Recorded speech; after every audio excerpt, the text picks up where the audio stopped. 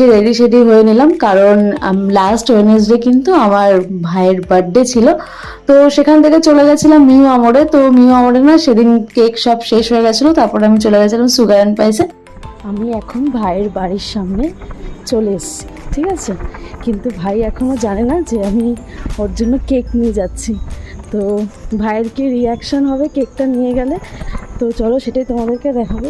তো ওর জন্য ফার্স্টে ভেবেছিলাম গিফট কিনবো, কিন্তু ও অনেক গিফট পেয়েছে, তো সেই জন্য আর গিফট কিনি। ও কেকটা পেলে অনেক বেশি খুশি হবে। তো তোমাদেরকে দেখাবো, চলো যে ওর রিয়াকশানটা কী হয়। ঠিক আছে, আমার হাতে এই যে কেক আছে, আরও অনেক জিনিস আছে, তো দাঁড়াও।